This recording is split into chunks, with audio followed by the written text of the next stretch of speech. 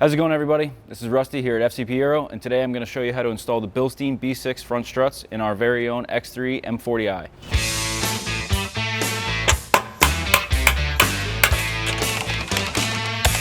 In front of me on the table are just a few of the options that we offer at fcpaero.com. Starting on my right here, we have the genuine option, which is what we have removed from the vehicle already. As you can see here, this is the used unit that we'll be replacing. We do have the Bilstein B6s that we'll be installing in today's DIY. And then we also offer a OE and OEM applications. Today we have the SAX application here, which is very similar to the factory option that has been removed.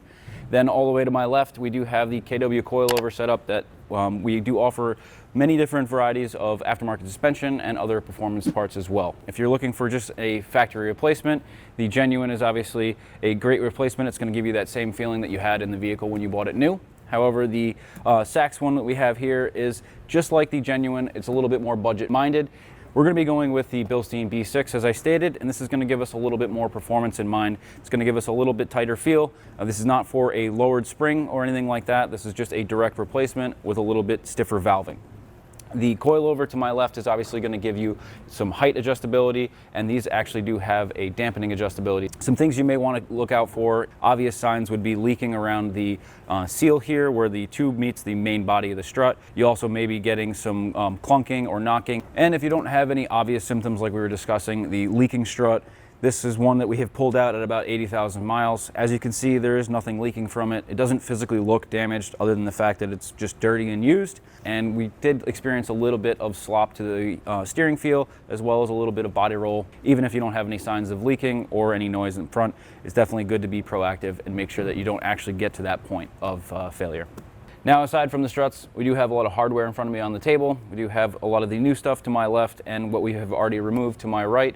Although the kit that we have compiles all of the new strut mounts, strut bellows, bump stops, spring isolators, as well as all the one-time use hardware you'll need for today's job. So with that, let's talk about some of the tools we'll need to get into it. Got a 24mm socket, 18mm socket, 16mm socket, the external Torx 16, as well as an external Torx 12, a T50, a T40, a 6mm Allen, and then I also have a 21mm socket in 3/8 as well as 1/2 inch, a 21mm deep socket, a 17mm 1/2 inch socket for the wheel bolts, another 21mm 1/2 inch, a 24mm 1/2 inch socket, and then a 17mm Allen drive in 1/2 inch drive for the center axle bolt. For wrenches, we have a 16mm as well as a longer 16mm. We may need to use two of them at the same time. A 21mm, a 24mm, a couple of different 3/8 extensions. Also have one that has a little bit of a wobble on the end of it. And then just behind that, I have a chisel here. I have a 3/8 wrench here that is in a little bit longer fashion than your usual size, which is going to be very helpful in some of those areas where those fasteners are very tight. The two pry bars I have right here, you could certainly get away with just a couple of screwdrivers, but you are going to want two of them to open up that caliper and help get that off. You are going to want at least two hangers. We have a clip tool here. You can also use a forked panel tool or a small pocket screwdriver to get some of those clips out. 1/2 inch as well as a 3/8 impact gun. I do have these two electric ones. However, we're definitely going to have the air impact and an air compressor handy just in case any of them give us a hard time. A couple of hammers, a dead blow, as well as an actual metal hammer, 3/8 and a 1/2 inch torque wrench, as well as our pass-through strut socket set. And then I have a small impact gun with a magnetic 8mm. We're obviously going to need a spring compressor when replacing the struts. We're going to be reusing our coil springs, and that pretty much takes care of the tools. Again, we may be using a small variation of this throughout the video, but this is a pretty good baseline. So let's go ahead and get into it. Now, before we get the vehicle up in the air and get the wheel off and start working on some of the suspension components, we do want to gain a little bit of access to the top strut tower bolts. From over here, you can kind of see that you're only able to physically see two of the three bolts. There's one more behind there, and you can't even get to one of the three. So we do want to get this whole panel off of here, starting with the little wiper cowl panel here. It has a little 90-degree unlock lock screw. Just turn that 90 degrees, pull that up and out. I'll set that off to the side. And then, as I said, we do want to get this panel out here.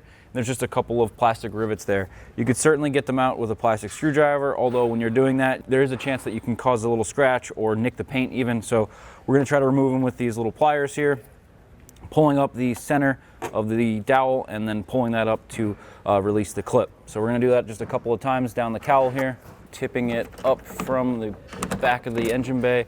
You do want to get that to clear the fender there. Careful not to scratch anything. And then we'll put all these panels off to the side. And now that we have that panel removed, we do have plenty of access to that top strut tower. We can get the vehicle up in the air and pull the right front wheel. All right, now the next step in our DIY is going to be removing the wheel. One thing to keep in mind, if your vehicle does have a wheel lock, to make sure you have that present and get that out of the trunk. We do have to take off this small little fender liner in the back here. Just a couple of 8mm screws. We'll get that out of the way first. We do also have an ABS sensor, so we're just going to work on some of the smaller stuff, giving us a little bit more room to work around and get some of the more important things out of the way so that we don't damage them. Just going to take these 8mm screws out, making sure we only get the 4 out that go into the small shield. And up here we just have 2 more of these 8mm screws, and then we're going to work this out behind the axle and around the tie rod, making sure not to crack or snap that, and we'll get that out of the way. And next up, we're going to be doing the ABS wire. This wire does have a couple of provisions right here where we're going to be popping it out of the strut here, and then there's one more section on the back that is secured into the body on a welded tab. Just get that out of the way, make sure that it's nice and loose. And then we just have a box right in this area where it has a couple of tabs on there. You can usually get under there with your fingernail and open those up. They're not very tight. That allows us to open the door to get that harness out. And then we just have a pretty generic connector with a tab we need to open up. Pressing that, releasing that, and we're just going to kind of dangle this in the front here, keeping that out of our way. And the next step here is to release this brake line, and it's just simply pushing it out of this bracket. As you can see, this one's a little bit resistant. There's a lot of dirt and debris in there. Just get that released from there.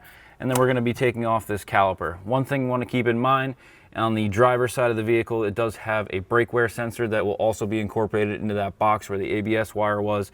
You are going to want to be cognizant of that and release that from the same provisions we did with the ABS wire.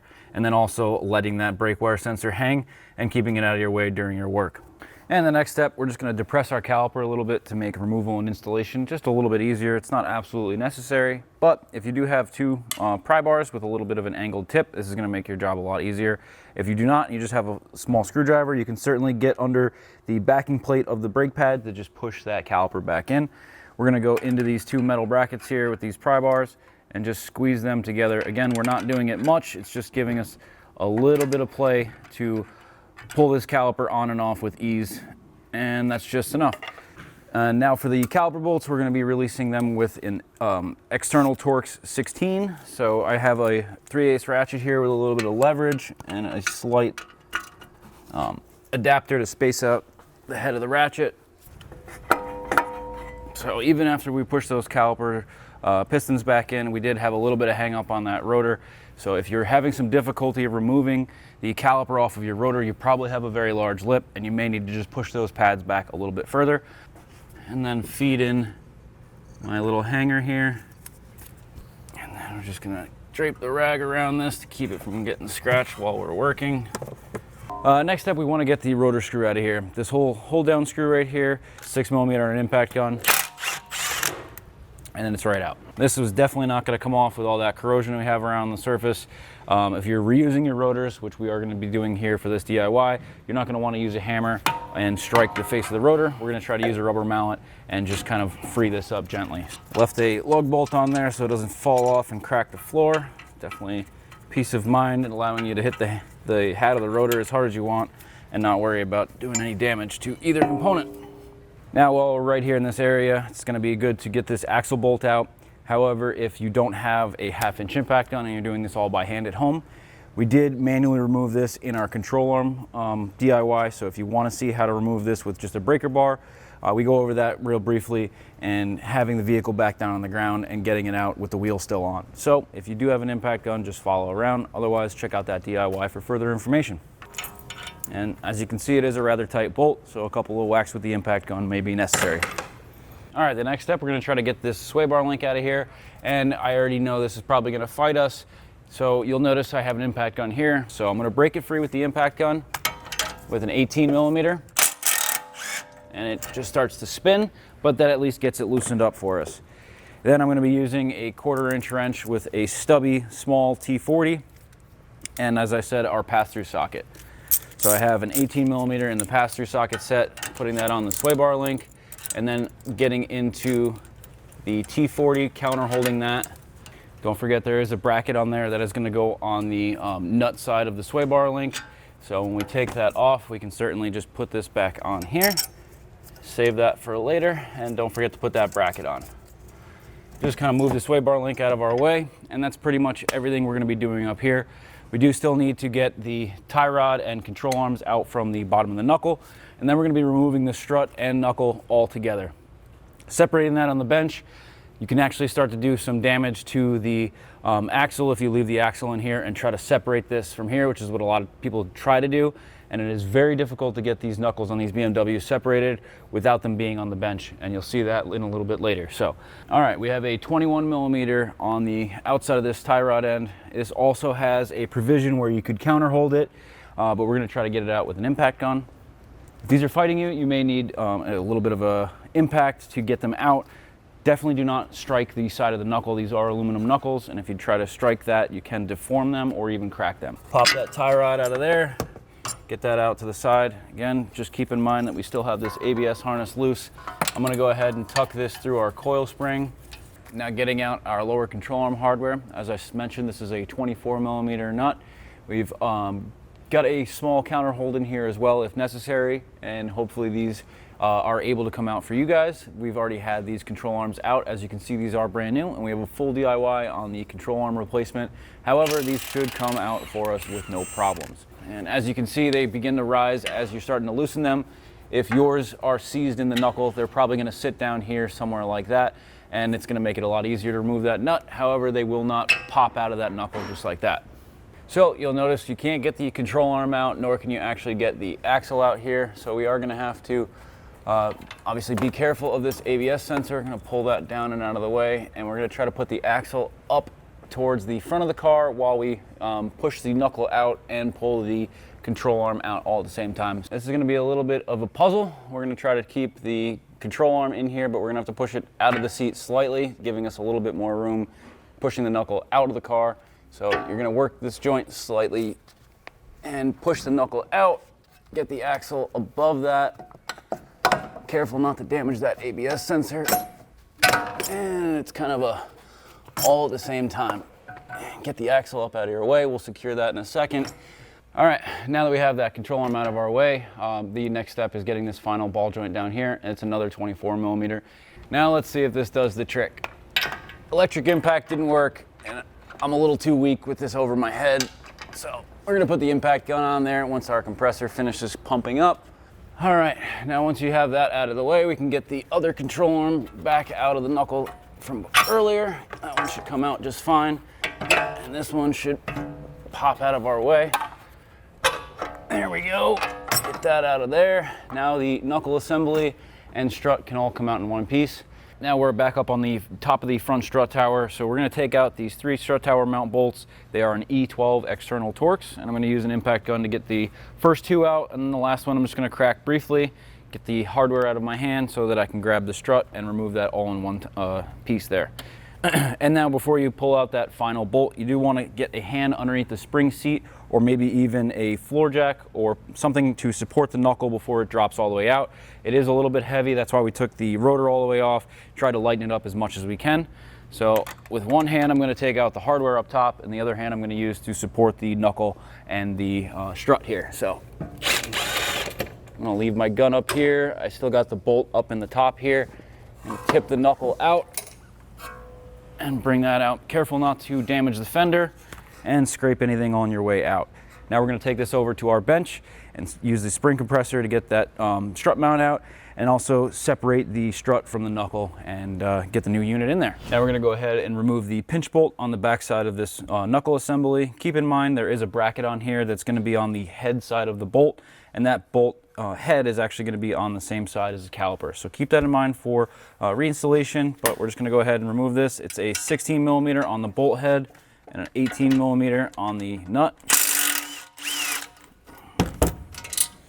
Best course of action is going to be a chisel, and use that to wedge inside of there, pushing it in far enough to get this to open up. So bear with me, I'm going to hammer this in here. One thing you want to keep in mind is that the tip of the chisel, you don't want to point it down, you want to keep it perpendicular to the strut. As you're driving this in, there is a small pin at the bottom of the strut, and if you get this in a way that it's going to catch that pin as the strut's trying to come out, it's going to start to push this chisel that you've already drove in there out, and then it's going to pinch that strut again. So again, keep it kind of parallel as you're driving this in. We could probably even do it from the bottom here, giving us a little bit more of an angle. And there we have it. Best course of action is going to be this, and you can leave this in here until you're ready to go take the new strut and install that. So we're just going to put this off to the side, and we're going to be working on the strut, releasing the spring from here and swapping over the spring to our new strut assembly. We do also need to get the vibration damper off here. This is a one-time use bolt, but honestly, it's not going to really be doing anything. It's not holding anything other than the damper, so we didn't find it absolutely necessary to replace.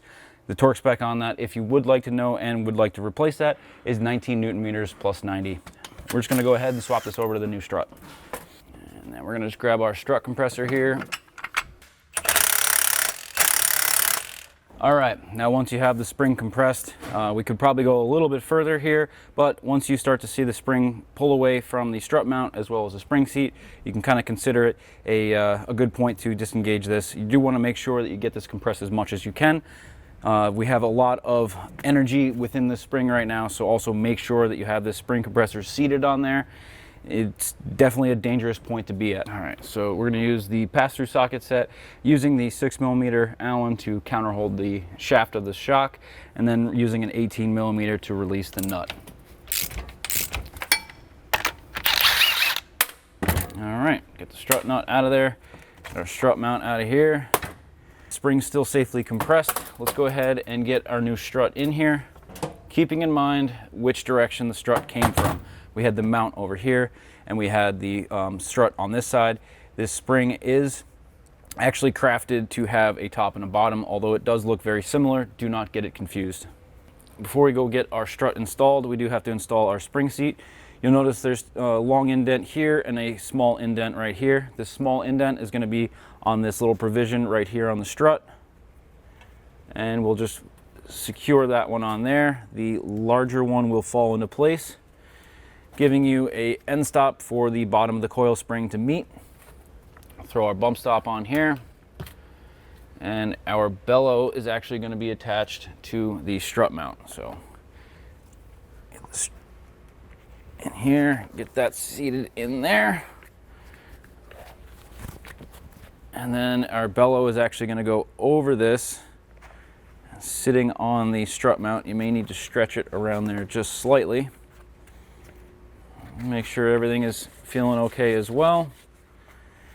So now on the strut bellow, you'll notice there's an end stop here, and there's another one right here. You're going to want to use the one that has the small indent. If you use the one that continues on around here, you'll actually end up crushing this one here. So the correct provision is right here. And if you look on the old strut bellow, you can see the witness mark left from the spring starts here and carries around and uses that ramp as the spring begins to guide upwards. So we'll leave this off to the side here and get the strut installed on the spring.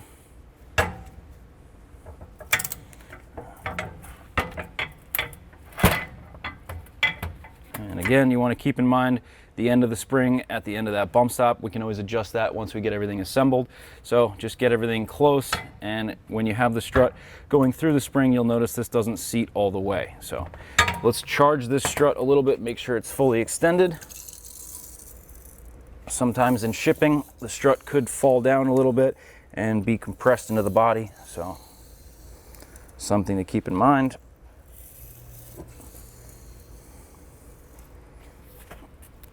It feels like it's all the way extended. May have to compress this just a little bit to get that all the way down. However, let's get this lined up. Remember, we have the bump stop already in there, so you will have to fish the strut body into the bump stop, lining up that hole. And it looks like we don't have enough to get in there. As you can see, there's just enough threads to catch that nut, but we do have a washer in here, which is going to make it a little bit difficult to get that started. So I'm just going to run this strut compressor down just a little bit more to give us a little bit more spring compression. So the new nut is a 19 millimeter. All right, once you have that nut loosely fitted, make sure your strut mount is still secured, your spring is still seated in the correct portion of that bellow, and then this spring down here is going to line up. If you look around here, the spring is starting to pop out of the seat over here, so we do want to just be careful and make sure that that falls into that seat when we're going to release the spring tension. So it's going to be a little bit of a balancing act, but we'll get it all together. So we're going to carefully and slowly release this while guiding that spring into its seat location. It's certainly a little bit easier with a little bit of spring tension to get this tightened up, as it does have a brand new nut on there with some new nylock. So using an impact gun and just wrapping it a couple of times, that'll get that nut close to seated, and then we will finalize that torque spec. You can certainly use the 19 and the pass-through socket to get that started, again with the 6 millimeter Allen inside that the factory strut does offer.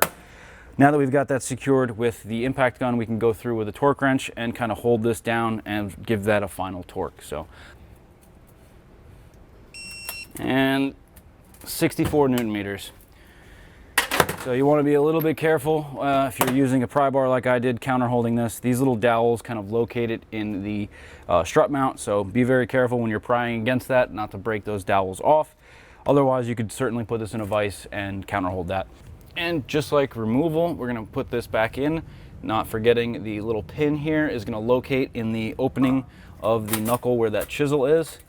And this Bilstein strut has a little bit more paint on it, so we might have to give this chisel a couple more taps further than the OEM strut that we removed. Now we've almost got the strut all the way seated in the knuckle. You might think that this is a good point to take that chisel out. However, we do want to mention that the strut is going to need to seat all the way in the bottom of the knuckle. There is a end stop where this strut will not move any further, and if you don't actually seat this correctly and you hit a large enough pothole, this may seat itself down the road and then breaking that provision. So if we get this thing seated all the way and secured, it'll have all the support and everything that it needs. Holding the strut, you don't want to bang on the strut or anything like that. We're going to hit the knuckle, and that's about as seated as that's going to get. So now we're going to work this chisel out, and then there's that bracket that we removed. So we have a new piece of hardware for this. This is a one-time use hardware, and we have a new nut as well. Remembering this bracket is going to sit in between the pinch, and then the provision for the ABS sensor and the brake wear sensor is going to be pointing towards the brake caliper. And then with a new nut, get these close to tight. And then we're going to be torquing this to 60 Newton meters plus 90 degrees.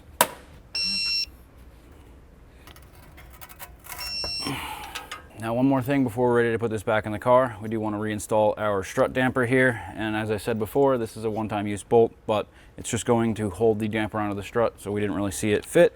And the strut damper is going to be a 19 Newton meters plus 90 degrees if you are replacing this bolt. You can certainly do with that what you will, either leave it on or leave it off. We don't actually know exactly why that is required. That may create some resonance in the suspension over bumps or something like that, but obviously BMW has a reason for it, so we're going to be going ahead and reusing that. But now we're ready to go ahead and put this back in the car. Now once we have our strut assembled in the knuckle and we're ready to go back in the vehicle, a couple things you want to do keep in mind is there are two posts here that locate the strut mount into the top of the body. One of those struts is kind of offset on each of the bolt holes towards the back of the car. And you do want to have the back of the knuckle here set up with one of the bolt holes pointed backwards, two here, and then that post is going to be kind of offset towards the back of the vehicle. Careful not to hit the fender, of course. And now you can just double check and make sure those pins we were discussing on the strut mount are still located in the correct positions. You can see this one underneath the harness here, and this back one's kind of underneath the plastic panel. Looks like they're going to pull through once we tighten those bolts up. Now that we've got the strut back installed, we want to just kind of fit these control arm ball joints back into the knuckle, putting a little bit of pressure holding that strut up so that we don't use the strut mount hardware to kind of pull this whole knuckle assembly back into place. We're gonna just kind of move the sway bar link out of the way. The tie rod can hang out. The front thrust arm can hang out here for a second. We're gonna get the rearward or wishbone control arm in the knuckle first. And if you recall, that's at that point when we put the axle back in. However, we do need to tighten up the hardware for this one. So all we're gonna do is just fit this control arm in place. And it's gonna require a little bit of downward force and probably articulating that ball joint out into the seat.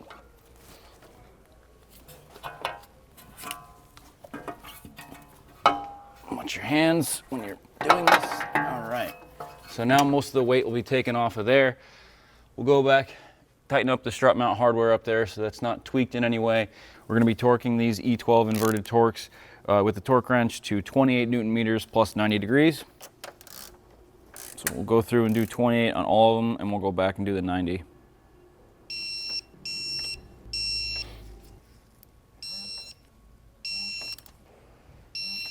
And then this large panel here with the wiper cap, we're gonna put this on first, and if you recall, it almost tipped underneath the hood back here, and then the wiper cap just kind of hooks into the reservoir here, pulling back towards the windshield, sealing that back in. This cowl panel is gonna be forever falling off. As these things age, they always kind of open up and shrink.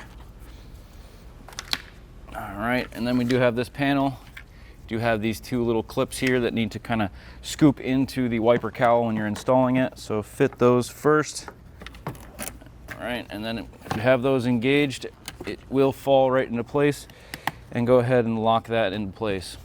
All right, now that we've got the vehicle back up in the air, we're gonna go ahead and start fitting the lower control arms. We do have this lower rearward control arm fitted into the steering knuckle here. However, if we were to put the axle in at this point, we would not be able to tighten up the nut. In this exact DIY, we're not gonna go through and show you the sequencing of tightening all this hardware. We've actually gone over and done all that with all new hardware for both lower control arms here. The reason we're not doing that was actually gonna plan on doing some future modifications. So the two control arms are 100 Newton meters plus 90 degrees. The tie rod end is 165 Newton meters, and we'll get into the axle and the sway bar link in a little bit later. So I'm gonna go ahead and just loosely fit these two control arm bolts.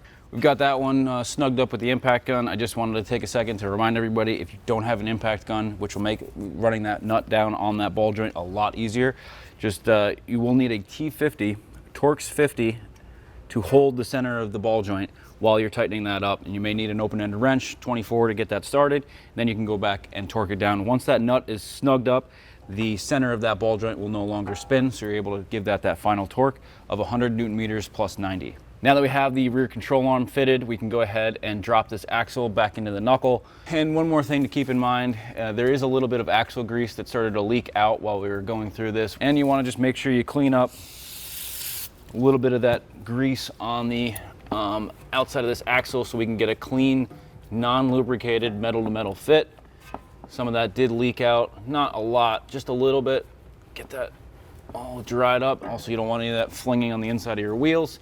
And there's obviously going to be some on the inside of that knuckle as well. So give that a good clean, make sure there's no grease from the axle joint in there before you go fitting everything back up. All right, get our little hanger out of our way. And if you recall from earlier in the video, we definitely struggled to make sure that we don't damage the ABS sensor. You're really gonna have to pull this knuckle as far out of the way as you possibly can get it, just to squeeze this axle in there, and maybe even compress the axle joints as well, just to get this past the hub. It's gonna be a little bit of a push down, push the knuckle out, and slide that axle in above that, and kind of go back and fit that into there. We'll go worry about the axle later. And get this thrust arm seated here. Really make sure that you don't gall up those threads when you're pulling that down. We're gonna fit the nut on the bottom here. We don't have to tighten this just yet, just so that doesn't pop out on us, but the axle is probably gonna be in its way. It is rather obvious when you're not centered. So as you're manipulating the axle and kind of fitting it into the grooves, you can kind of feel it chunking a little bit, if you will. And as soon as you get it engaged, you will not be able to move the hub aside from the axle. If you have your hand on the axle and you're moving the hub, you should feel them engaged directly together. So with the new axle bolt, making sure that you have a good amount of pressure pulling the axle out towards the hub as you're starting to run this in. Double check the play again, and we can always reference this. Actually, I started to feel like it disengaged for a second. We can always reference this too once we get this tightened up. There should be about a 2 mm gap between the face of the axle and the back of the wheel carrier here. So once you can't turn this by hand any further, we're gonna give it a couple of zaps with the impact gun. All right, and just like the other control arm, we're not gonna torque this one to spec. However, if you would like to reference that, go check out our control arm DIY on this vehicle as well. And it's a 24 mm.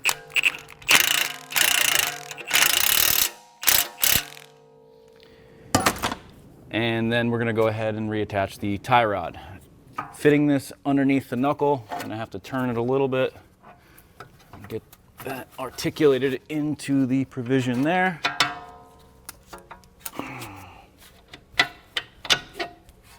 And then we do have a new tie rod nut for this as well.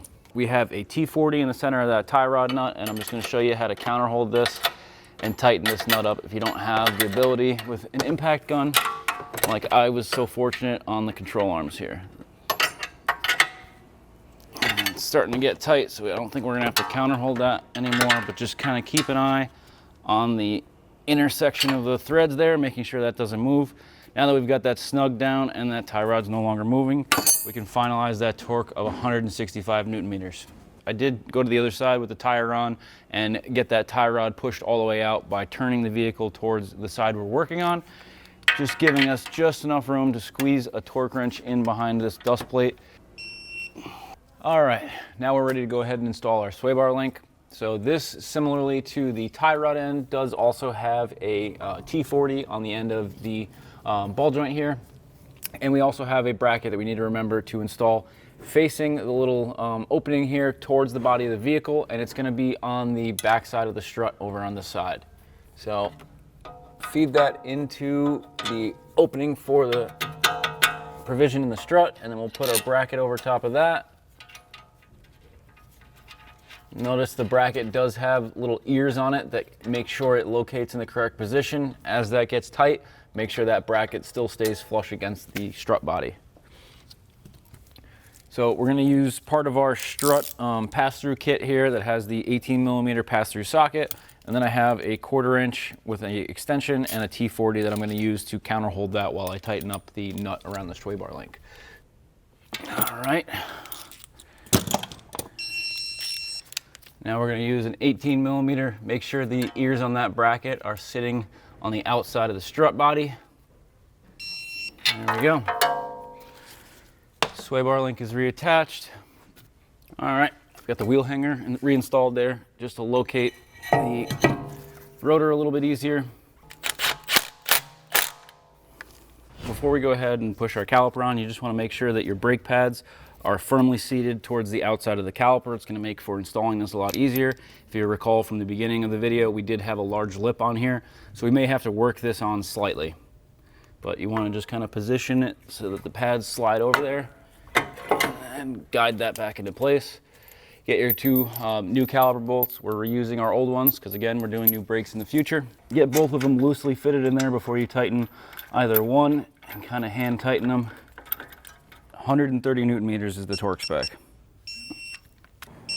Now grab your brake line and slide it into the opening up here, making sure to engage it in the little tabs. If you do not engage those all the way, it does have potential to come out and rupture your brake line, causing you to have no brakes. So really make sure that you have that brake line resecured in there. That's very important. We do still need to button up our ABS harness that we had tucked out of the way. So make sure it is not snagged on anything. And we're gonna go around the front of the steering knuckle up and over. And then there's a provision in the back here. Gonna get that secured in there. Make sure that's fit. And then we're gonna go up the body under the brake line to that little eyelet there, and then you should have just enough room to make it up to the box up top. And And you're gonna wanna connect it outside of the box and then fit it into its provisions in there, giving it a somewhat bit of coverage. And then just go back, make sure they're all still secured and fitted and nothing is gonna be rubbing on anything or caught on anything. That's all good there. One more thing before we get the vehicle down and tighten up the axle bolt. We do want to put the little axle cover panel in here. So we're going to try to fit this back and around underneath the brake line and the ABS harness we just snuck in there. You want to go behind the sway bar slightly, around the tie rod, and you're going to stay in front of the fender liner on the top section, and we're going to kind of wedge it in between the fender liner and the there's a little provision in the subframe here and the belly pan down here, and then there's a little eyelet in the subframe here. So just make sure you have it in the exact orientation so that it can hold everything into place. All right, so we're just going to tighten these up with the impact gun if you really wanted to. The torque spec on these belly pan screws is about 3 Newton meters, which is really not much at all. We'll go ahead and put our wheel hanger back in, get the wheel on, and we are going to pop out the center cap so that we can get access to that 17 millimeter Allen to torque that to 210 Newton meters plus 90 degrees. All right, we're going to just lightly zip these up with the impact gun, get it down and torque the lug bolts to 140 Newton meters. All right, with a 17 millimeter and our 1/2 inch torque wrench, as I stated before, 140 Newton meters. All right, now with a 17 millimeter Allen key, we are going to use a different torque wrench that allows us to do the tech angle. So we're going to do 210 Newton meters, and then we're going to come back and do a 90-degree turn. Again, if you don't have a torque wrench that does the angle, you can simply mark the 12 o'clock position and come down a 1/4 turn. So, and that's 210, 214, a little over, not going to hurt. There we go. And that pretty much takes care of today's DIY on the front strut installation. So don't forget to pump up your brakes. And if you like today's video, don't forget to hit that like button. If you have any questions, comments, or concerns, get down in the comment section below. And we'll have plenty more DIYs on this vehicle, maybe even some more modifications. So again, don't forget to subscribe. We'll catch you guys on the next one.